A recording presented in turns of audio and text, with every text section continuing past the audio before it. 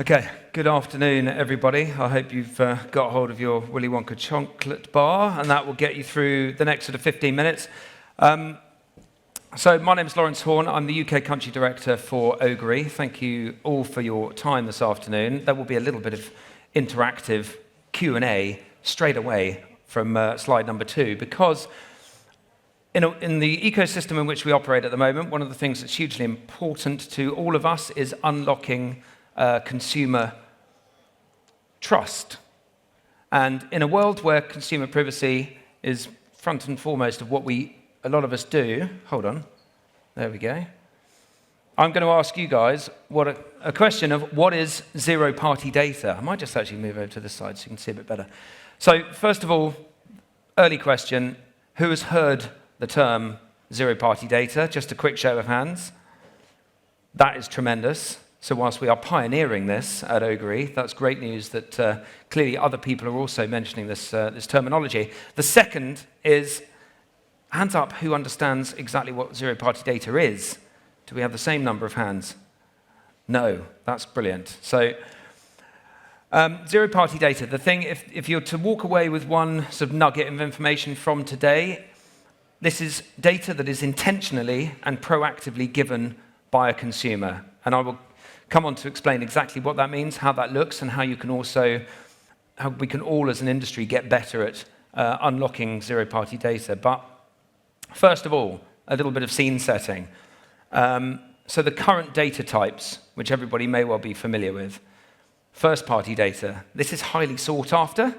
It's got a hugely good, beneficial reputation within our marketplace, and deservedly so. However, it does have some limitations where this is potentially predominantly collated by major brands, publishers, and also this is where the terminology of walled gardens comes, which I'm sure is not new news to you. And within this ecosystem, this is around sort of preferential behaviors of consumers. So some of this might be, for instance, you look at a financial website, you look at that 4 times. Does that mean that you're a financial enthusiast? It might do, it might not do. This could be true or it may not be. However, one of the broad challenges around first-party data is actually the way that it lives within this first-party data ecosystem, walled garden, and one of the very challenging things that we all face is how to actually generate scale from first-party data. Second-party. Now, this one's actually quite rare, so potentially this might raise a few eyebrows as to what this is exactly. However, this is where one brand or business will share first-party data with another. The reason they will do this is because it's been identified that there is value in these two parties exchanging their own first-party data, and the use case for that is actually quite rare because of 2 things. First of all, the availability is very limited because it's seriously regulated. This is not something that you can do on a whim and then just collect that data and then use it widely. It's very, very highly regulated. And actually, the sort of second part of this is another term that you may or may not be quite so familiar with is data clean rooms. This is where the sort of data clean room environment lives, where it is first-party data shared by 2 businesses together. Now, third party, perhaps I've been on stage a couple of times recently, and the concept of cookieless, which I'm not going to use that word very much today because zero-party data is much more, it's a much closer to our heart subject here at Ogury. But in a cookieless environment, I think we're all conscious of and being told what that future looks like. And this is all data that's collected by entities that have no direct relationship with the consumer, which makes it very challenging in terms of its accuracy and relevance. So data collected directly from consumers, which allows brands to engage, and this is the benefit of zero-party data, because it allows brands to benefit and connect with the consumer in a very different way. Consumer trust and privacy. So the authenticity behind this data. So this inference and assumption that I've already mentioned, if you happen to be on a retailer's website and you've bought children's clothes in the past, does that mean that you are going to continue to buy those children's clothes, or have you done that purchasing decision? That's one of the limitations of the more traditional methods of data collection, where zero-party data allows real-world, proactively and willingly given information from a consumer that a brand can then build trust. And that brand is going to have a very different engagement level with the consumer if this level of trust has been built in advance. Couple that to the accuracy and the relevance. So questions which have been proactively and proactively given by a consumer, that accurate data is going to be very different from even first-party data, which is potentially around a retailer or a sort of publisher that they've gleaned. That then fuels efficiency. But this is where the two sides of the coin are both benefiting from this. The consumer, but also the person who is collecting the data. So the efficiency, if you're a marketer and you want to reach a consumer who has, through zero-party data compiling, your efficiency in terms of that media spend is going to go through the roof. But also, the consumer is going to have a more efficient and more effective time online by receiving ads that are targeted to them and makes their experience much more relevant. And this, I'll come on to in a minute, but this is much more around the personalization aspect of zero-party data and how that tailors and personalizes the experience for the consumer whilst absolutely respecting the consumer privacy.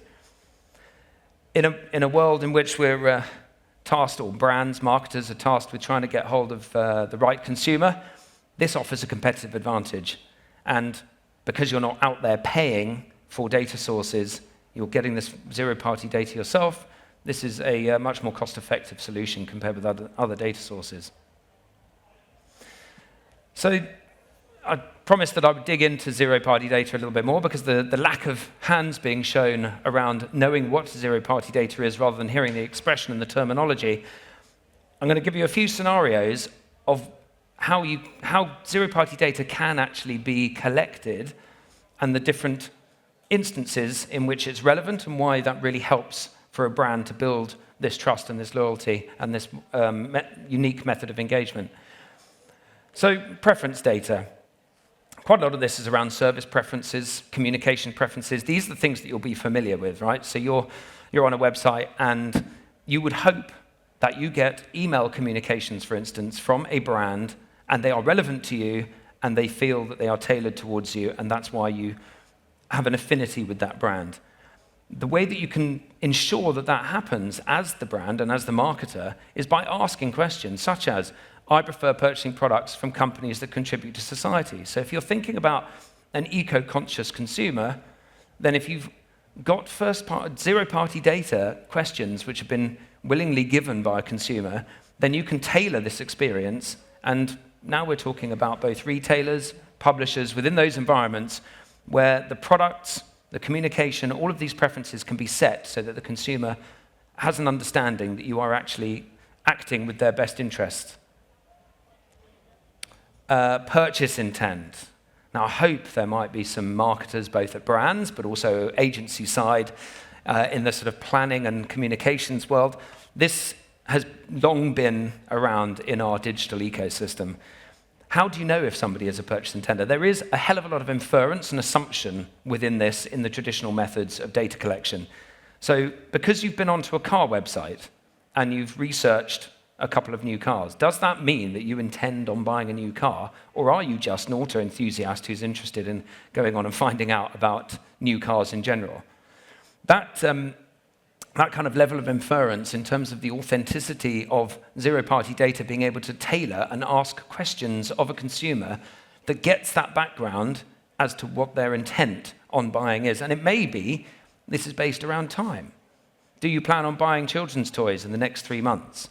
That then gives you a real insight into, have they bought children's toys in the past, but that's done and they're not going to do it again. That through traditional sort of data targeting techniques could well be part of the assumption and the inference. But this is genuine data where the user has now created a product interest and shown you that this is the relevant method in which to target them. And quite a lot of retailers at the moment now have service subscriptions and wish lists. This is actually quite a valuable way of ensuring that you're reaching the right consumer and you're understanding the data that they're giving you as to what their intent keyword, the intent is definitely there. Personal context may well be something that we've not considered enough. So this is around understanding the consumer's life stage. So are you trying to target a consumer, but they are within a particular 12-month period where you have the opportunity as a marketer to reach them with your brand message, and outside of that, the relevance disappears. So a great example of that would be, do you have wedding plans? Understanding the household composition. Are you the father in the family? Are you after health and wellness goals? Do those feed into, have you got wedding plans? That's also a finite potential period of when you can target this individual and think about that consumer has a lifespan, and you won't actually get any of that data unless you're really interested in understanding the hobbies and interests. And these are just some of the types of question and the nuances that you can use when collating zero-party data. And the final example of survey-based data collection for zero-party is around personalization, which I've mentioned already once before, but this is, a brand is going to have a much closer affinity and be able to unlock that consumer's trust in a far superior way if the consumer feels that the brand has got their best interests at heart. And how can that happen? Often through tailoring and personalization and customizing the experience. So let's take an example of a publisher. A publisher is trying to understand how to personalize content that they deliver to the consumer, and the best way to do that would be to ask questions which understand their interests rather than making the inferences or assumptions that I've already alluded to. So this example here, are you interested in learning more about nutrition and healthy eating habits? Then the publisher can use that data to understand the communication channels and how to get the best out of the consumer in terms of the content relevance and give them the most tailored and best experience. So why zero-party data now in today's market? So we know the challenges. GDPR. I've already alluded to cookieless, which is a subject which I'm sure we will hear quite a lot about at MadFest. But with the backdrop of these challenges in the digital ecosystem, brands have now got to find a new way to engage with consumers and to understand what their preferences are, but in a way that is scalable and also authentic. That's the same person. There we go. So the advantage of zero-party data around the scalability and everything that we've just discussed. This is more of a summary of those previous slides, right, of how zero-party data can enhance the trust and loyalty for a brand with a consumer. That drives enhanced or improved campaign efficiency and effectiveness. Therefore, the marketers in the room driving ROI and cost effectiveness and also minimizing wastage. Sustainable audience connection. The thing about zero-party data is you're not reliant on the rules and regulations that are necessarily going to shut down what it is that you're doing, because this is, again, just to reiterate, willingly given and proactively given information that we get from consumers through these real-world surveys. And then secure and transparent data practices.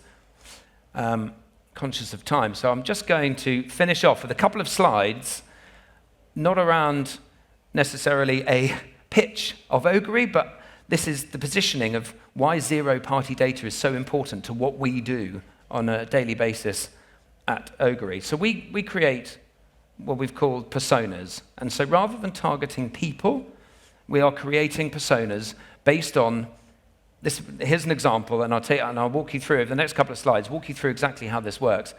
So an eco-conscious consumer, whilst we're respecting the privacy of this consumer and working sometimes with a brand or through our own Ogury sort of AI systems, in order to ask the right questions to understand what an eco-conscious consumer would look like, and then identify the environment in which they're in, and then reach them within that environment, rather than going after the individual, which is more of the limitations of the previous methodologies that we have. So this is the killer slide of how we do it.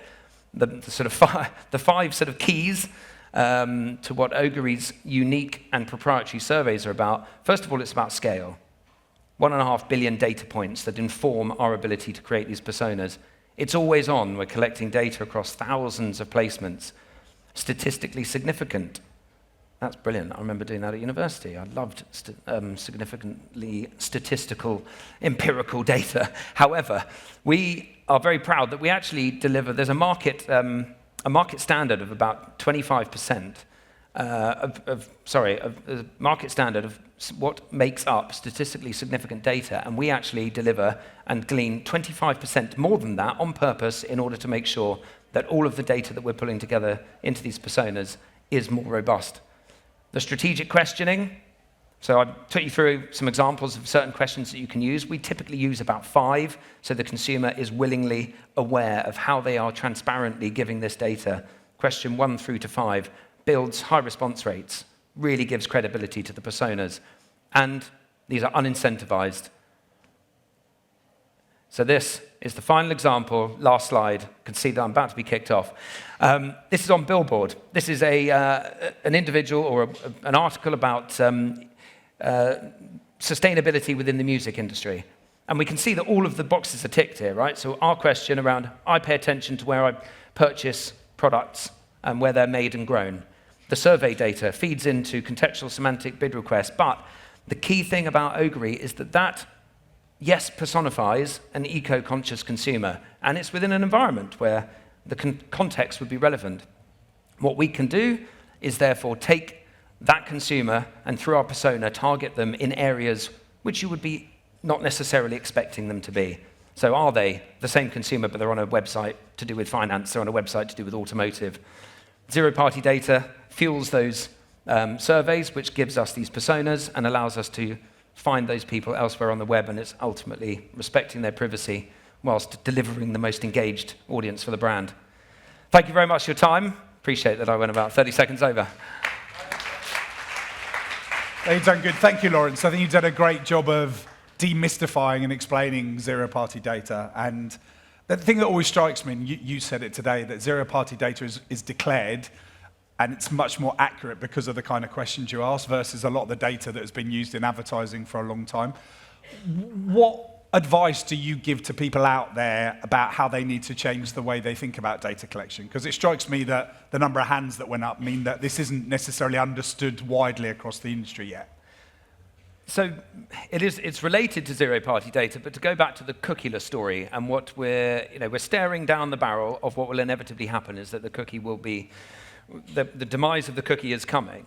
And therefore, the kind of pledge, and I said this on stage at an IAB event recently, and I had Shibstead Publisher next to me and a really well-known guy called Alex from Google Privacy Sandbox. And because we're agnostic and we can talk to these guys because we're partnering with both of them, we're fueling responsible journalism by helping to fund publishers by delivering high-quality ads within their environments. The one thing, to come back to your question, that I would share with anybody, regardless of whether you're working at a publisher or an agency, is not to take your eye off the ball. Because this is about to happen, and we need to keep investing and keep coming up with solutions. Right. And we saw it with GDPR. No matter how much work you put in, there will be some people who struggle on the day that things switch over. Yeah, people often respond too late. So your rally cry is lean in now, I think, right? Yeah, great. Keep leaning in, and I hope you all walk out now. The next time somebody says, "Do you understand the concept behind zero-party data?" rather than just the terminology. There'll be more hands that go up. That's what I'm hoping. Thank you, Lawrence. Put your hands together for Lawrence from Ogury. Thank you. Thank you very much, all.